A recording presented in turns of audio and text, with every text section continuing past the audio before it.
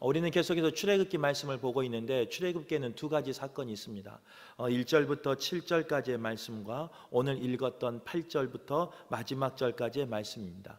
특별히 오늘 읽은 8절에서 16절 말씀에는요, 하나님께서 일하시는데 이제는 하나님이 직접 일하시는 것이 아니라 사람을 통해서 사람을 세우시면서 일하시는 모습이 기록되어 있다는 겁니다. 바라기는 그 사람을 통해서 하나님이 어떻게 일하시는지를 말씀을 통해서 나눌 때 우리 성도님들도 그 말씀 속에서 일하시는 하나님이 나를 선택해 주시기를 원하는 마음으로, 또 하나님 앞에 쓰임받기를 원하는 마음으로 말씀을 듣기를 간절히 바라겠습니다. 오늘 말씀 가운데 하나님께서는요, 사람을 통해서 일하셨는데 먼저 첫 번째로 여호수아가 나가서 싸우게 하심으로 일하신 것을 볼 수 있습니다. 우리가 잘 알고 있는 오늘의 본문의 말씀은요, 아말렉과의 전쟁이었습니다. 이스라엘 백성이 홍해를 건너 오늘 본문에 보면 르비딤이라는 곳에 이르게 되자 아말렉이라는 사람들은요, 두렵기 시작했습니다. 왜 그러냐? 이스라엘 백성이 출애굽을 어떻게 하였고 홍해를 어떻게 건넜고 또 그들의 양식을 물을 어떻게 공급받은지를 아마 그들은 들었을 겁니다. 그러기에 그들과 함께 하시는 하나님이 있었기에 아말렉 군사는 두려웠을 거예요. 더 나아가 이제는 르비딤에 도착한 이스라엘 백성이 자신들의 영토를 빼앗으며 자신들의 그 쉴 곳을 빼앗아 갈 것을 두려워하는 마음이 아말렉 군사들에게 있었다는 겁니다. 그래서 이 아말렉 군사는요, 이스라엘 백성들을 기습하여 공격하기 시작합니다. 신명기의 말씀에 보면 이 아말렉 군사는요, 이스라엘 백성의 그 대열에 힘없는 또 뒤처진 후미를 공격한 것을 볼 수 있어요. 그 전투 가운데 하나님께서는 그럼에도 불구하고 이스라엘 백성을 사랑하심을 우리는 너무나 잘 알고 있습니다. 그래서 그들이 처음 치러본 전쟁임에도 불구하고, 그래서 전략도 없고 전술도 없고 싸울 능력도 없고 이길 가능성도 없는 전쟁임에도 불구하고 하나님께서는 그들을 싸우게 하셨다는 겁니다. 특별히 오늘 말씀에 보면요, 여호수아를 명령하여 세우시고 또 여호수아가 함께 싸울 사람을 모험을 통해서 전장터에 나가서 싸우는 것이 기록되어 있습니다. 이스라엘 백성은 몇 달 전만 해도요, 노예의 삶을 살았습니다. 그러기에 그들에게는 전투의 경험이 없었고 특별히 무기나 갑옷으로 무장하지 아니한 모습이 그들의 모습이었다는 거예요. 인간적으로 계산해 보면, 인간적으로 생각해 보면 전혀 승산이 없는 전쟁이었습니다. 하지만 순종의 사람 여호수아를 통해서, 그리고 여호수아를 따르는 이스라엘 백성을 통해서 하나님은 그 전쟁을 치루신 것을 오늘 성경에는 기록되어 있습니다. 우리가 이제 16장을 읽어서 알지만요, 17장을 읽어서 알지만요, 끝까지 잘 읽어보면 그 전쟁에서 하나님은 여호와의 니시, 여호와의 깃발, 여호와의 승리라는 그 지명을 주시면서 이스라엘 백성에게 승리케 하셨다는 거예요. 그 승리의 처음 출발은 어디였느냐? 순종의 사람 여호수아였습니다. 우리의 삶 가운데 여호와의 니시라는 그 승리의 깃발이 있기를 원하는데, 그 승리의 깃발을 원하는 우리의 삶 가운데 하나님이 원하시는 건 뭐냐? 바로 그 순종의 믿음을 원하고 계신다는 거예요. 내 생각으로는 아니지만, 내 경험으로는 아니지만 하나님 일이기에 아멘으로 순종하는 삶을 사는 우리 모두가 되셔서 여호와의 니시의 기쁨이, 승리의 함성이 오늘 예배한 우리 성도들의 함성 되길 간절히 바라겠습니다. 두 번째로요, 모세의 손을 들어 기도하게 하심으로 하나님은 일하셨다는 거예요. 모세는 전쟁이 일어나자 하나님의 지팡이를 들고 산 꼭대기로 올라갑니다. 그리고 산 아래에서 싸우는 그 동안 모세는 손을 들어서 기도하였다라고 기록하고 있습니다. 그런데 참 이상한 것은요, 모세가 손을 들어서 기도할 때는 이스라엘 백성이 이겼습니다. 하지만 지쳐서 피곤하여 그 손이 내려갈 때는 아말렉이 이기기 시작했다는 거예요.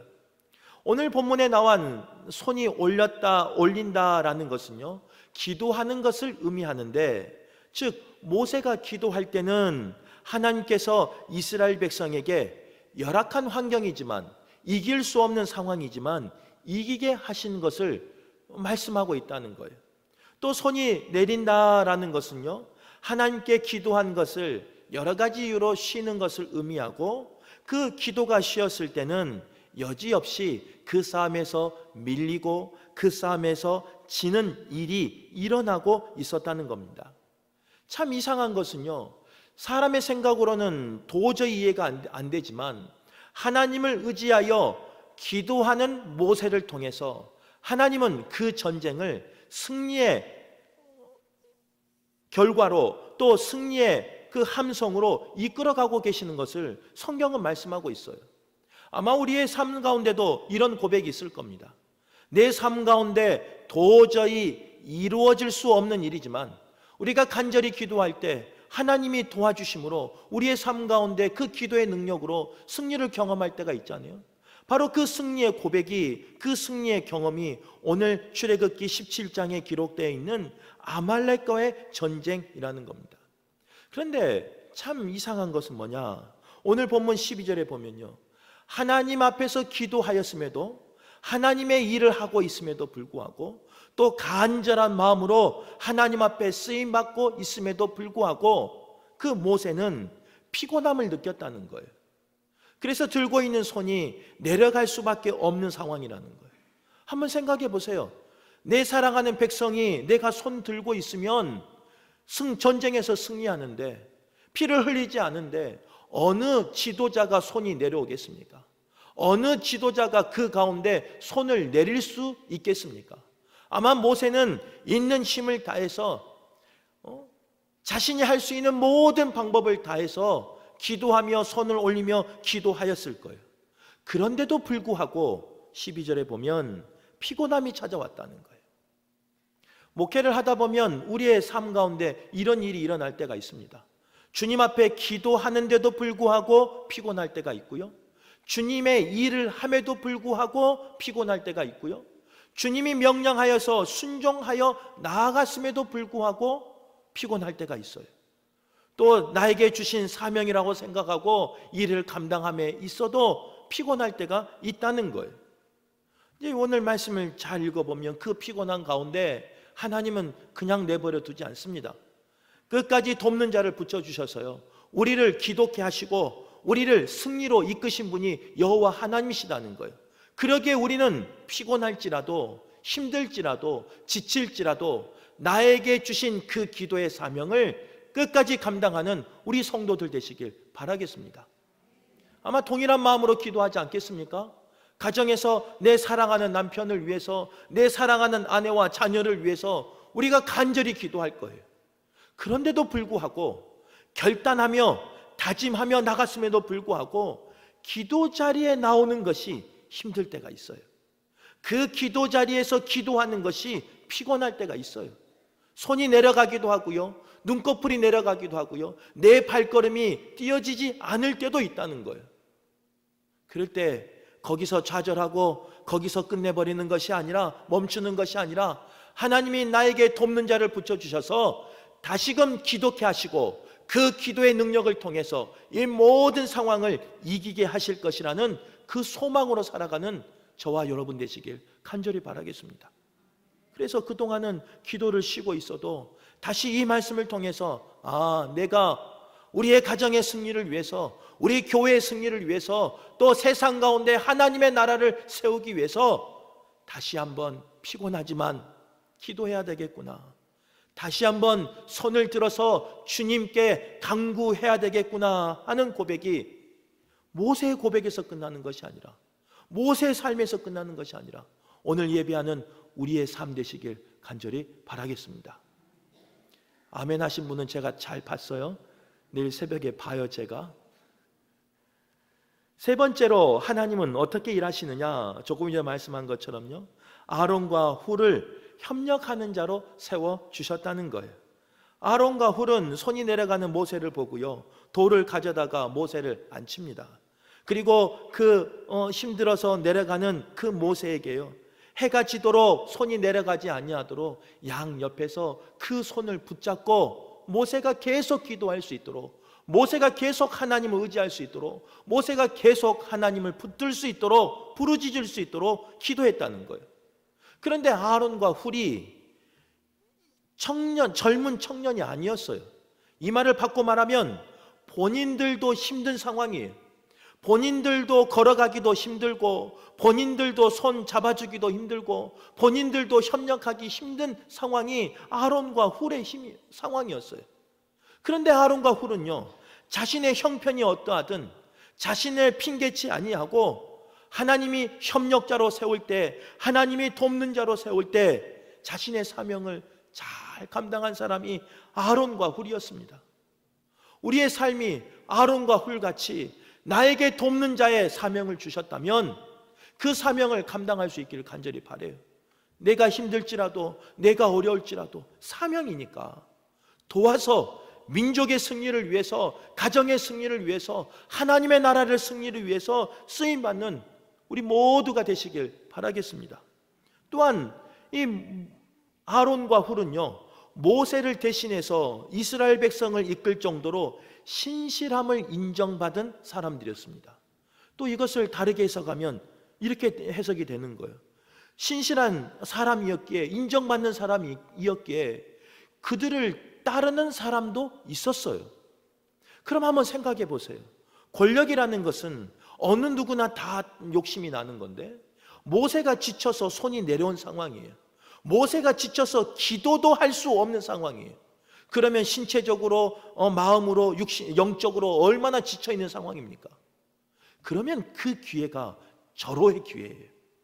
그 자리를 차지할 수 있는, 그 위치를 차지할 수 있는, 만약에 내게 그런 욕심이 있다면 그 자리를 차지할 수 있는 절호의 기회가 지금이라는 거예요.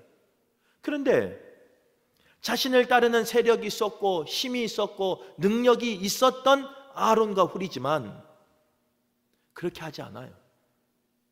도리어 약해져 있는, 도리어 피곤해 있는, 도리어 지쳐 있는 모세를 도와 합력하여 선을 이루는 것을 볼 수 있다는 거예요. 오늘 이 말씀이 우리에게 주시는 교훈이 있다는 거예요. 때로는 목회하다 보면요, 목사도 마찬가지예요. 왜 지칠 때가 없겠습니까? 피곤할 때가 왜 없겠습니까? 왜 흔들릴 때가 없고 넘어질 때가 없겠습니까? 그런데 그때마다 하나님이 나를 돕는 자로 세워주셨다면 지도자와 함께 나라를 세우는데, 지도자와 함께 교회를 세우는데, 지도자와 함께 가정을 세우는데 쓰임받는 우리 모두가 되시길 바라요.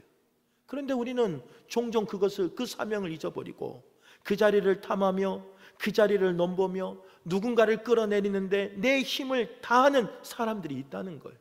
그런 우리에게 오늘 말씀은 분명히 말씀하고 있어요. 협력하여 선을 이룬 아론과 훌처럼 하나님 앞에 그렇게 쓰임받기를 원하고 있다는 거예요. 바라긴 예배하는 저나 우리 모두가 나에게 주신 사명에 각자 있을 겁니다. 그 사명을 따라 감당하는 우리 모두가 되시길 바라겠습니다. 말씀을 정리할게요. 오늘 말씀에 보면요, 여러 가지 교훈이 있는데요, 그 첫 번째는 뭐냐? 오늘 17장 이제 읽진 않았지만 1절부터 7절의 말씀에 보면 싸움이 나옵니다. 르비딤에 도착했는데 무슨 일이 생기냐? 물이 떨어졌어요. 그래서 이스라엘 백성은 여전히 그들의 모습대로, 그들의 습관대로 원망하기 시작합니다. 그러면서 이제 더 나아가서 하나님이 어디 있느냐 하면서 하나님을 시험하는 단계까지 이루고 말아요. 이것은 누구와의 싸움이냐? 리더와의 싸움이에요. 지도자와의 싸움이에요. 두 번째 싸움은 어떤 싸움이냐면요, 오늘 말씀 나눈 것처럼요, 대적과의 싸움입니다. 이 17장을 통해서 우리가 깨달아 알아야 될 것은 뭐냐? 교회 가운데서도 싸움이 있을 수 있어요. 그런데 싸워야 할 싸움이 있고 싸우지 말아야 할 싸움이 있다는 거예요. 오늘 리더와의 싸움과 대적과의 싸움, 어느 것이 싸워야 할 싸움이겠습니까? 당연히 대적들과 싸워야 돼요. 당연히 악한 마귀 사탄들과 싸워서 이겨야 돼요. 그런데 우리의 싸움은요, 그런 대적들과의 싸움을 싸워야 됨에도 불구하고 우리의 시선이, 우리의 모습이 다른 곳에 집중하다 보니까 싸우지 말아야 할 사람과 싸우는 상황이 벌어지고 있을 때가 있습니다. 물론 우리 교회는 그렇지 않죠.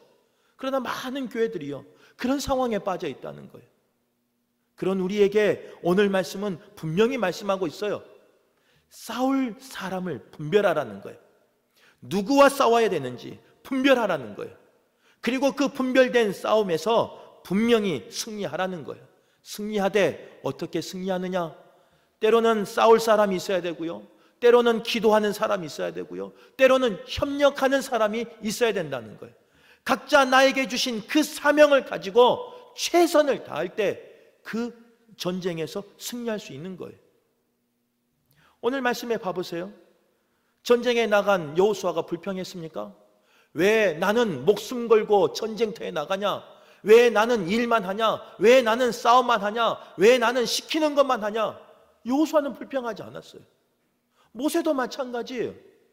기도의 자리에 나아갈 때 왜 나는 나만 기도하냐? 나도 사람 앞에서 나가서 사람을 이끌고 싶고, 나도 사람 앞에 나아가서 보이는 데서 일하고 싶은데 왜 나는 저 산꼭대기에 올라가서, 아니면 그 컴컴한 데 가서 기도만 해야 되느냐? 이렇게 원망하지 않았다는 거예요.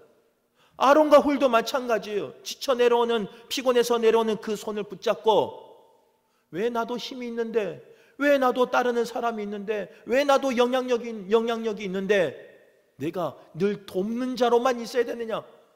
이때가 기회다 하면서 그들이 나서지 않았어요. 그들에게 주신 돕는 자의 사명을 잘 감당했다는 거예요. 많은 교회들이요, 이럴 때가 있어요. 기도하는 분들은 일하는 분들한테 왜 누구들은 일도 안 하고, 아니 기도도 안 하고 일만 하느냐? 반대로 일하는 분들은 왜 누구들은 일 안 하고 기도만 하냐? 밥이 나오냐 떡이 나오냐? 그렇게 말한 분도 있어요. 또 어떤 분들은 왜 너희들은 앞에서 일하지 날마다 옆에서 돕는 것만 돕냐? 우리가 싸워야 할 대상은요, 그런 대상이 아니에요. 각자 하나님이 주신 그 사명을 감당하는 그 사람들과 싸우는 게 아니에요. 그리고 그 속에서 싸울 때, 그 속에서 일할 때 불평하는 게 아니에요. 하나님이 나를 힘 주셔서 싸우게 하셨다면 싸우는 일로 협력하시길 바랍니다. 하나님이 나에게 기도의 사명을 주셔서 기도하게 하셨다면 기도로 협력하시길 간절히 바랍니다. 하나님이 나에게 지도자는 아니지만 협력하는 자로 세워주셨다면 그 협력의 사명을 감당함으로 하나님 앞에 쓰임받길 간절히 바라겠습니다. 그래야 교회가 살고, 그래야 가정이 사는 거예요. 오늘 예배한 우리 모두가요, 나에게 주신 사명이 무엇인지 기억하고 그 사명을 잘 감당하여서 하나님 앞에 쓰임받는 우리 모두가 되시길 바라겠습니다. 오늘 이제 집에 돌아가서 꼭 한번 읽어보세요. 출애굽기 17장은요 같은 장소였어요. 르비딤. 그런데 1절부터 7절까지 그 싸움, 리더와의 싸움, 다툼이 있는 장소는 어떻게 그 장소를 기록하느냐? 무리바로 기록하고 있어요. 반대로 같은 르비딤이지만 하나님 앞에 주신 사명을 기억하며 각자의 그 사명을 잘 감당하여서 연합하여서 협력하여서 승리한 그 자리를 여호와 니시, 승리의 장소로 기록하고 있는 거예요. 우리 성도님들에게 한번 묻고 싶어요. 우리의 삶이 동일한 장소에, 동일한 시대에 살고 있어요. 우리 성도님들은 다툼의 장소로 기억되기를 원하십니까? 아니면 승리의 장소로 기억되기를 원하십니까? 나의 삶의 현장이 늘 다툼의 장소가 됐으면 좋겠습니까? 아니면 승리의 장소가 됐으면 좋겠습니까? 모두가 다 승리의 장소를, 여호와의 니시를 경험하는 우리 성도들 되시길 바라요. 그러기 위해선 오늘 말씀을 기억하라는 거예요. 불평과 원망과 탄식이 있는 곳은, 남의 탓을 하는 곳은 다툼의 장소로 변해버려요. 하지만 나에게 주신 사명을 기억하고 작은 사명일지라도 순종하며 협력하며 함께한 사람은 그 사람을 통해 그 자리가 승리의 자리로 변할 줄 믿습니다. 우리 성도님들이 꼭 기억하셔서 내 가정이 여호와의 니시의 장소가 되길 바라고, 우리가 신앙생활하는 신앙 공동체가 여호와의 니시의 장소가 되길 간절히 바라겠습니다.